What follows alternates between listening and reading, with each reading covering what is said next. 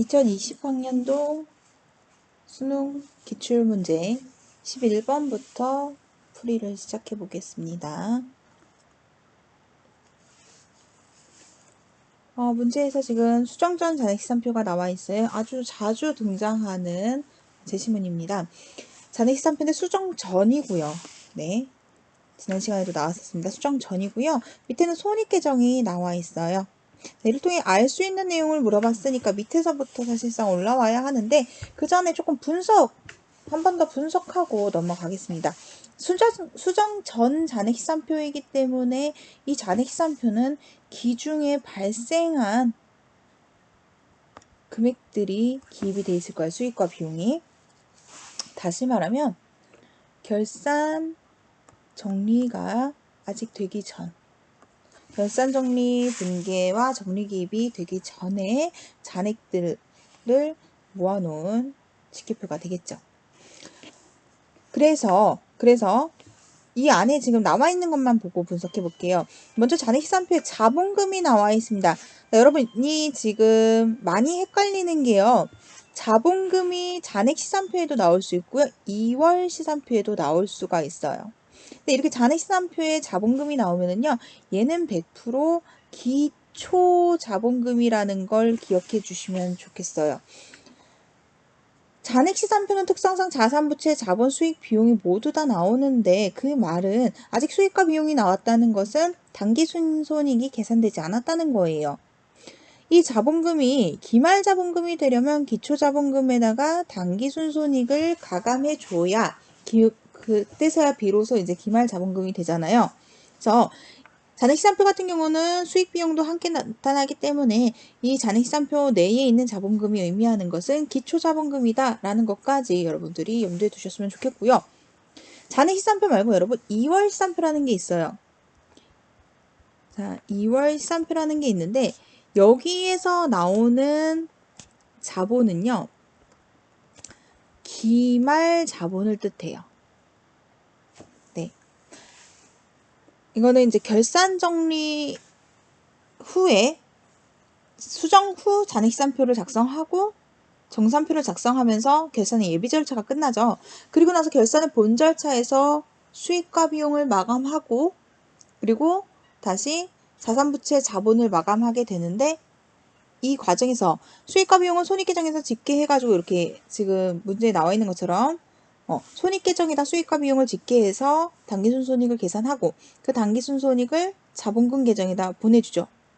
자, 그래서 여기 손익계정에 있는 이 자본금 얘는요, 당기 순손익일 거예요.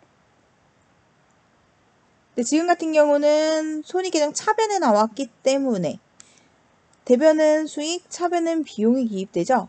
그 차액만큼 자본금에 넣는데 수익이 많다는 의미니까 얘는 당기순이익이 되겠죠. 당기순이익을 수익과 비용을 가지고 손익계정에서 계산된 당기순이익을 자본금 계정에 넣는 거예요.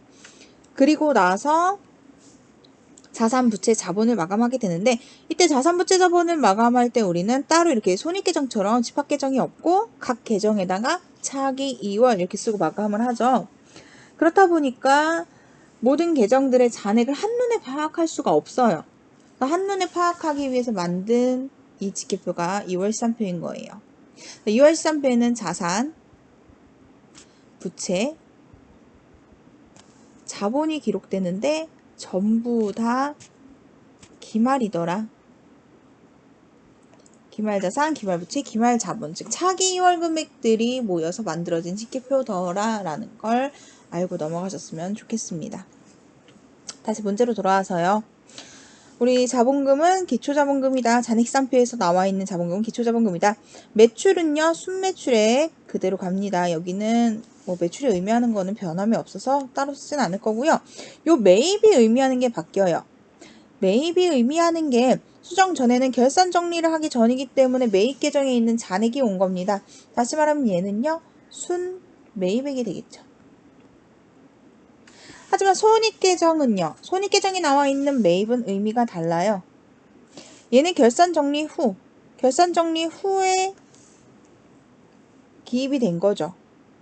자, 우리 정리를 한번 하고 짚고 넘어갈게요. 선생님 아까 말로 쭉 설명한 것을 자, 결산 절차로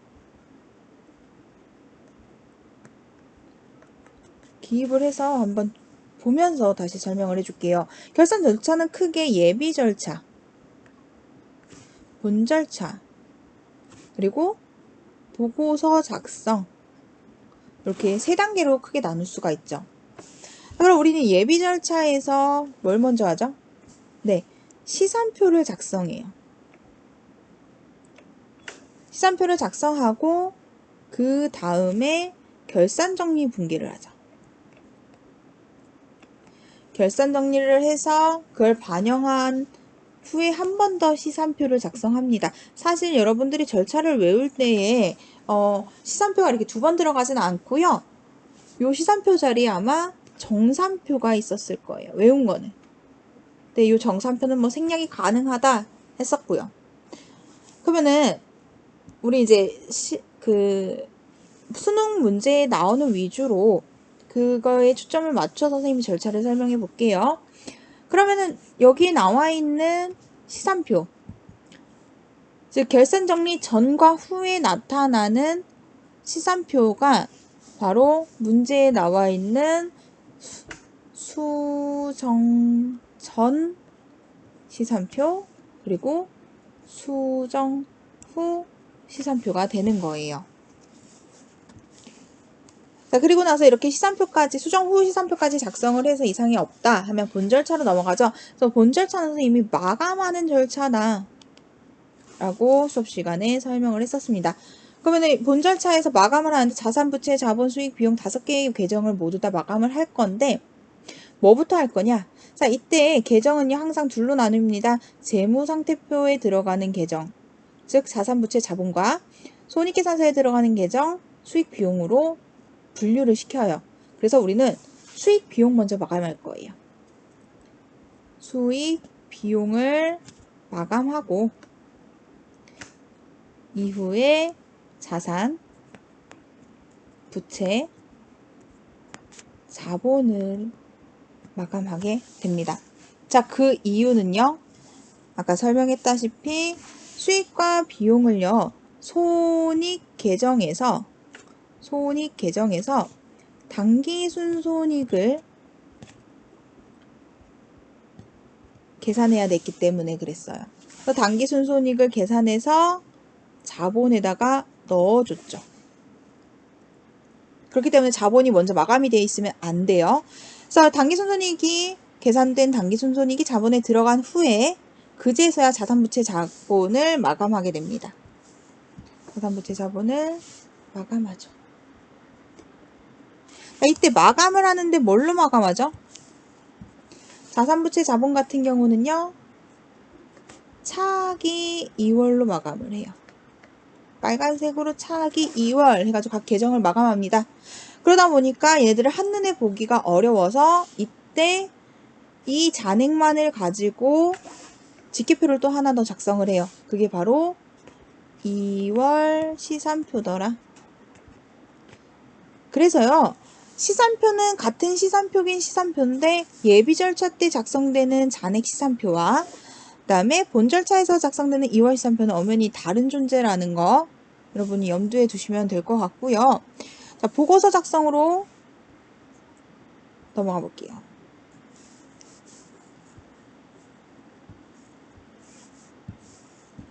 자, 보고서는 5개의 재무제표가 있겠죠. 그죠?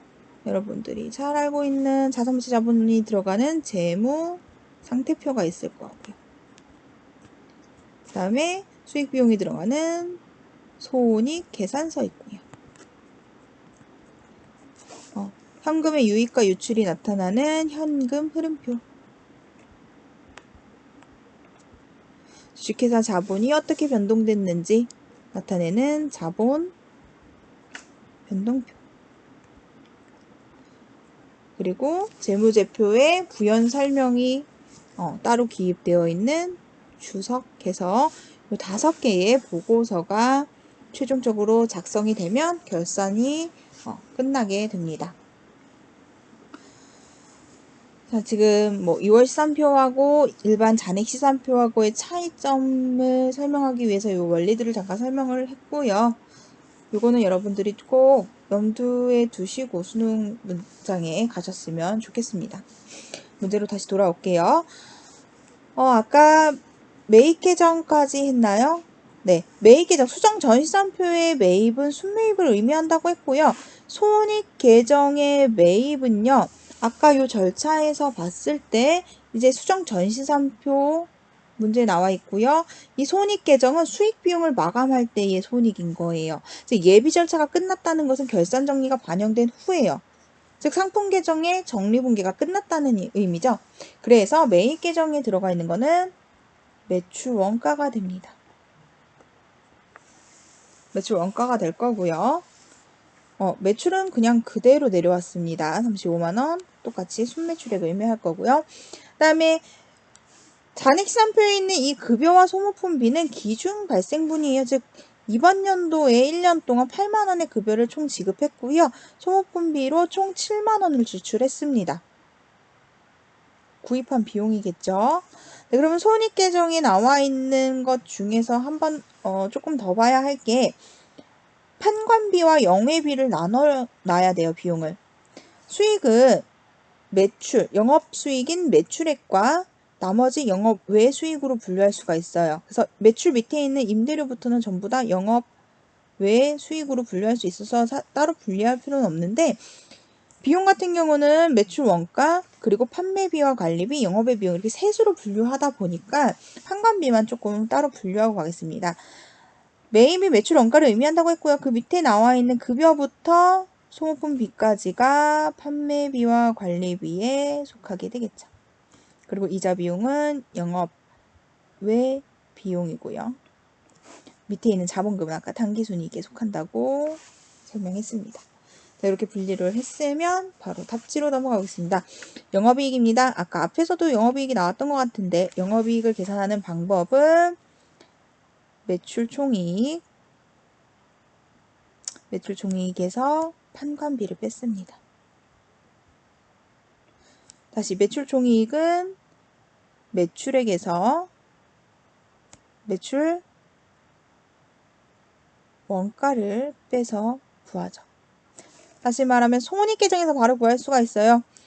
손익계정에 있는 매출, 순매출액을 의미하는 매출 35만원에서 매출 원가, 네, 매입 계정에 있는 18만원 빼주고 그 다음에 판매비와 관리비에 해당되는 이 두 개의 금액 얼마예요? 13만원이죠. 그러면 13만원하고 18만원 즉 31만원을 빼줬더니 4만원이 나오더라. 네, 1번이 바로 정답이었네요. 그럼 2번은 왜 틀렸나 봅시다. 영업의 비용은 아까 이자 비용이었죠? 이자 비용이 5만원이어서 틀렸고요. 기말자본금은 기초자본금에다가 단기 순이익을 더해줘야 되죠. 기초자본금 40만원이었고요. 단기 순이익은 6만원이었어요. 그래서 46만원이 되어야 합니다. 소모품 사용액입니다. 여러분들 이거 좀 많이 헷갈려 하는 것 같은데요. 소모품 사용액이라는 것은 소모품 비로 손익 계정이나 손익 계산서에 기입되는 당기분을 말해요. 그래서 여기 지금 수정전 시산표에 나와 있는 소모품비가 7만원이라고 해서 바로 7만원 가져와도 안 되고요. 뭐 손익계정에 나와 있는 소모품비가 5만원이어서 뭐 차감을 해서 나와도 절대 안 돼요.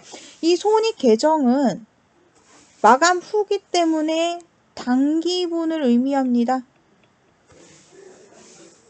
네, 단기의 수익과 단기의 비용들만 기입될 수가 있어요. 그래서 다시 말하면 손익계정에 있는 소모품비 5만원이 단기 소모품 사용액이 될 거고요. 5만원이. 그럼 이 2만원은 뭐냐? 미사용액이 되는 거예요. 왜냐면 이번 연도에 총 7만 원의 소모품비가 발생했는데 단기 소모품비가 5만 원이더라. 그러면 안 쓰고 남은 거 소모품 계정에 대체된 금액은 2만 원, 미사용분은 2만 원이더라. 이렇게 해석을 하시면 되겠습니다. 자, 마지막 단기 순매입액이죠. 5번 단기 순매입액 같은 경우는 수정 전시산표의 매입 계정을 보면 된다고 했어요. 네, 15만 원이네요. 그래서 정답은 1번이었습니다. 다음 문제로 넘어가 볼게요.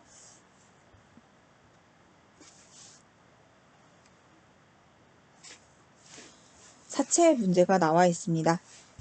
사채 문제는 여러분 표를 그리셔야겠죠?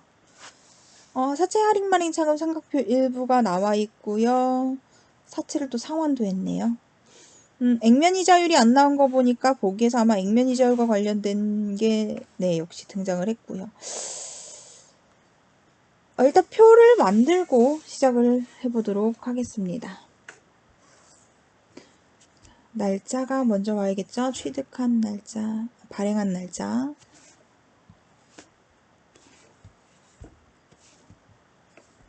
17년 1월 1일 날 발행을 했습니다. 그리고 그해 12월 31일 날 결산 한번 할 거고요. 그리고 그 다음 해에도 결산을 해야겠죠. 상환을 19년도 했으니까 우리는 여기까지만 하면 되겠네요.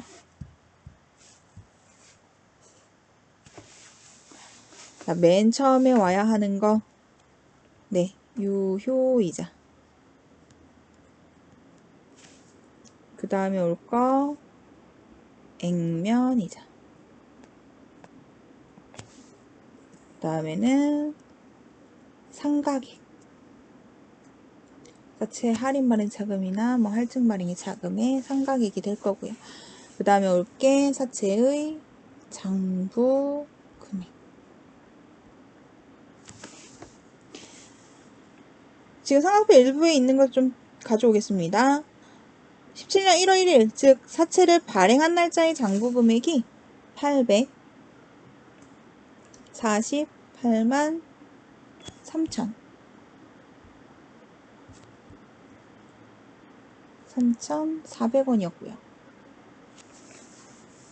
그리고 그해 결산 시의 유효이자가 84만 8,340원이고 상가액이 24만 8,340원이래요. 네, 이렇게까지 해서 한번 빈칸을 채워볼게요. 빈칸을 채우기 전에 이거를 짚고 넘어가야겠죠. 유효이자는 여러분 어떻게 구하죠? 유효이자율 곱하기 장부금액이죠. 액면이자는 액면이자율 곱하기 액면금액이죠. 그럼 상가액은 어떻게 구해요? 상가액은 유효이자에서 액면이자를 빼면 상가액이 나올 거예요. 왜냐면 지금 같은 경우는 장부금액이 액면금액이 1,000만 원보다 장부금액이 지금 더 적잖아요. 아, 할인 발행했구나. 즉 사채 할인 발행 차금 상가액이 등장하겠구나 해서 유효이자가 더 클 거란 말이에요. 할인 발행하는 이유가 우리가 유효이자 시장이자보다 액면이자가 더 적기 때문에 할인 발행을 하죠. 그래서 유효이자에서 액면이자를 빼서 상가액을 구하더라. 그럼 빈칸을 채워보면 유효이자가 84만 8천원에서 발행일에는 원래 없어요. 84만 8,340원에서 얼마를 뺐더니 24만 8,340원이 됐더라. 그럼 얼마를 빼야 돼요? 그렇죠. 60만 원을 빼게 됩니다. 그럼 장부 금액은 얼마가 될까요? 장부 금액은 요 둘을 더해줘야겠죠. 더해서 나온 게 얼마죠?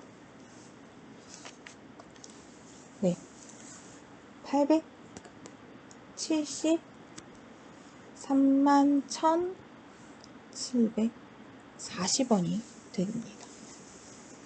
이렇게 구했으니까 우리 한 해만 더 구해볼게요. 왜냐면 뒤에 상환이 나와서 마저 구하고 하겠습니다. 그 다음에 결산 시의 유효이자는 몇 프로일까요? 이자율이 안 나와 있지만 우리는 유추할 수가 있는 게 지금 발행 시의 장부 금액에다가 유효이자율을 곱했더니 요 금액 84만 8,340원이 나왔어요.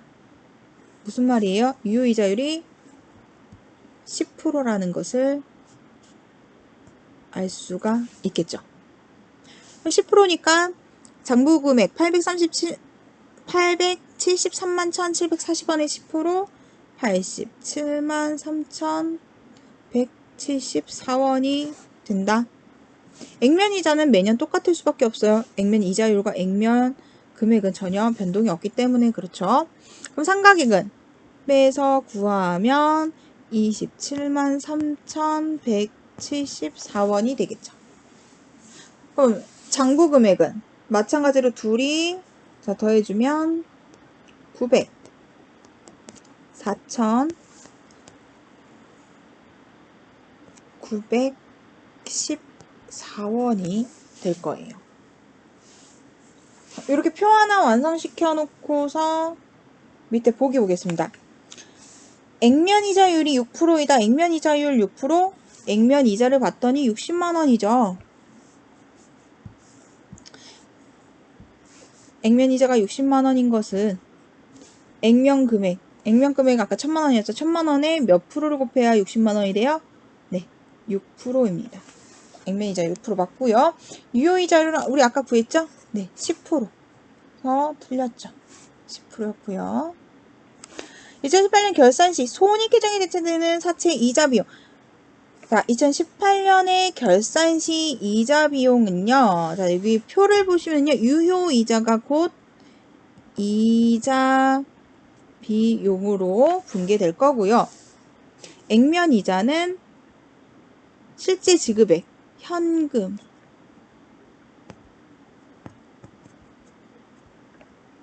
이렇게 기입이 될 거예요. 뭐 상가액은 사채 할인 발행 자금 이런 식으로 기입이 되겠죠. 자, 그렇기 때문에 2018년 결산 시 이자 비용이면은 요 금액이 되겠죠. 87만 3,174원이다. 네, 정답이죠. 2019년 결산 시 손익계정에 대체되는 사채 상환 손실. 네, 요 상환에 대한 분계입니다. 사채 상환을요, 1월 1일 날 전부 900만원의 현금으로 매입했다. 분계를 해볼 수가 있는데 분계하지 않아도 바로 금액을 구할 수가 있어요. 지금 2018년 결산하고 나서의 장부 금액이 4,914원이죠. 나는 빚이 이만큼 있어요. 갚아야 할 빚이 900만 4,914원의 빚이 있는데 사채가 있는데 900만 원밖에 안 들어갔어요. 그럼 나는 4,914원만큼 4,914원만큼 손실이 아니라 이익이 돼야죠. 빚이 이만큼이었는데 900만 원밖에 안 들어갔으니까 덜 준 거 아니에요. 나는 그만큼 차익만큼 이익이다 라고 볼 수가 있습니다. 요거에 대한 분계는요. 분계도 하고 넘어갈게요.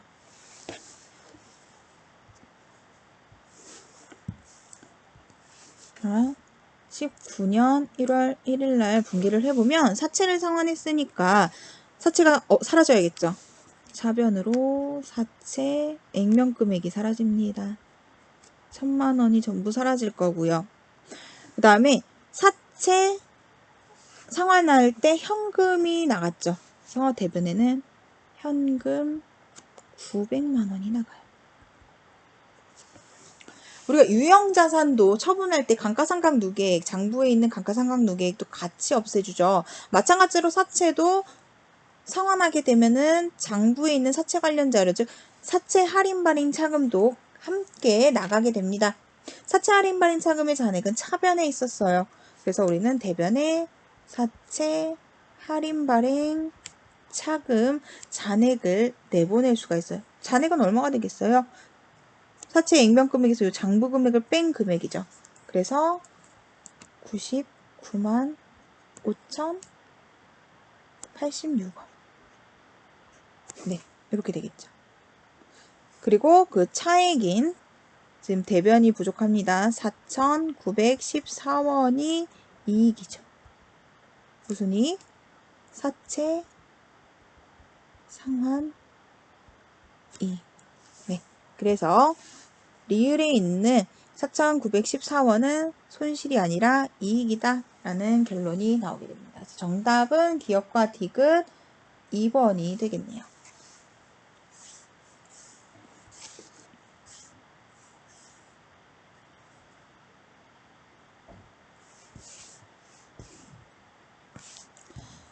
13번 문제입니다.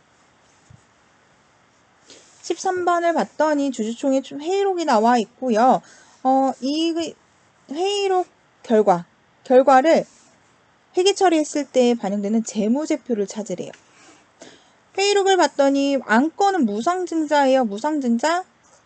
자본의 변동, 실제 변동은 일어나지 않지만, 총 금액의 변동은 일어나지 않지만, 증자니까 자본금이 증가했다. 결의 내용을 봤더니 주식 발행 초과금, 주발초, 자본잉여금이죠. 자본잉여금. 잉여금을 자본금에 전입하고, 자본금은 그대로 자본금이죠. 전입했다. 주식 발행 초과금에 들어있는 돈을 자본금에 집어넣었다. 자본금이 그러면 증가하게 되겠죠. 그 말은 주식을 발행하겠다. 주식을 발행을 해서 밑에처럼 이렇게 주식을 발행해서 주주들한테 무상으로 교부하겠다. 자, 지금 이 결의 내용을 보면은요. 전부 다 자본잉여금, 자본금, 자본과 관련된 내용입니다. 그러면 자본의 변동이 발생했죠. 자본잉여금은 줄어들고 자본금은 증가하는 자본 변동이 발생했어요. 이런 세세한 내용이 기입되는 재무제표는 그렇죠. 니은에 있는 자본 변동표가 될 거고요. 그리고 자본이 기입되는, 자본 계정이 기입되는 재무제표가 하나 더 있죠. 그렇죠. 디귿에 있는 재무상태표. 자산부채 자본이 기입되는 재무상태표 또한 결과가 반영이 되겠죠. 그래서 정답은 니은 디귿이 들어간 4번이 되겠습니다. 14번 문제입니다. 신문이 나와 있고 대화 내용이 나와 있네요. 가에 들어갈 내용. 대화를 보니까 기사에 나타난 거래 내용을 세모 주식회사가 붕괴할 때 차변에 나타나는 계정 과목이 어떻게 표시될까? 그랬더니 여학생이 그러죠. 일반 기업 회계 기준에 의하면 이것으로 가로 통합해서 표시할 수 있어. 자, 그럼 일단은 계정 과목을 먼저 찾습니다. 경제면에 신문을 봤더니 세무주식회사가 현금 8억 원에 특허권을 취득했습니다. 자, 특허권 취득했어요. 그러면 차변에 나타나는 계정 과목 취득했으니까 특허권이 오겠죠. 분기를 하면은 차변에 특허권이 되겠죠. 그럼 이 특허권은 뭘로 통합 표시할 수가 있죠? 그렇죠. 상업경제에서도 배우는 산업재산권. 특허권, 상표권, 의장권, 디자인권, 실용시상권 이런 것들은 전부 다 산업재산권에 속하고요.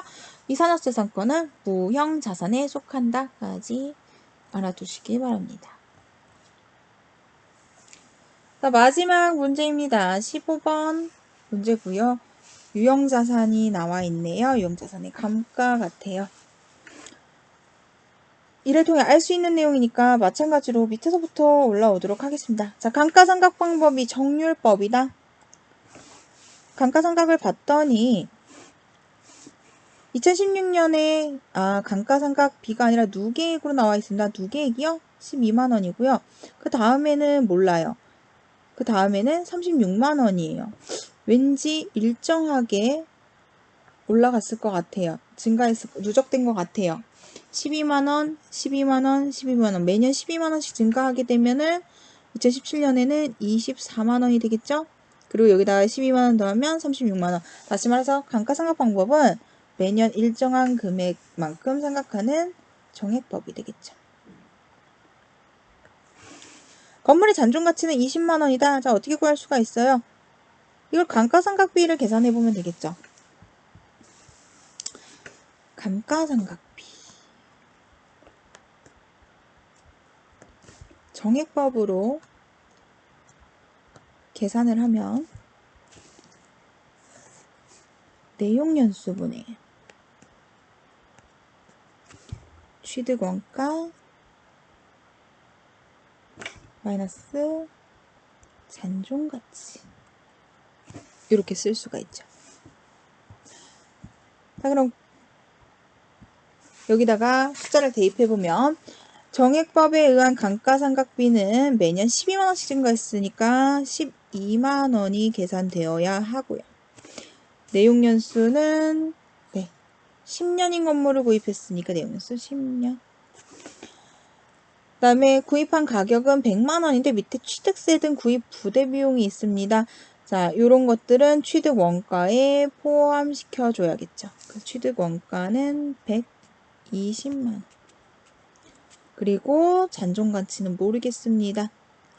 자, 어쨌든 간에 결과적으로 12만원이 나오려면 잔존가치는 0원이 되어야겠죠. 그래서 건물의 잔존가치는 0원이다. 건물의 처분 금액은 92만원이다. 건물 처분한 거래를 봤더니 건물 처분으로 인한 유형자산 처분이익이 8만원이래요. 한번 분기를 해볼게요. 19년 1월 1일날 건물을 처분합니다. 처분했으니까 건물이 줄어들어서 대변의 건물 옆에 금액은 취득 원가가 오겠죠. 120만원. 그리고 건물이라는 유형자산을 처분할 때 꼭 같이 사라져야 할 거, 감가상각 누계액이죠. 감가상각 누계액의 잔액은 항상 대변에 남아 있으니까 차변으로 보내서 없애줍니다. 감가상각 누계액 19년에 처분했으니까 직전 누계액인 36만원이 오겠죠. 그리고 나는 얼마를 받았는지 몰라요. 일단 현금 등의 지급 수단으로 받았다. 얼마인지는 모르겠고 다 계산해봤더니 이익이 발생했더라. 이익이니까 대변의 유형자산 처분 이익이 8만원 발생했다. 자, 그러면 나는 현금 얼마 받았죠? 돈 받은 금액은 그렇죠. 92만원이 되겠습니다. 그래서 정답이 3번이더라.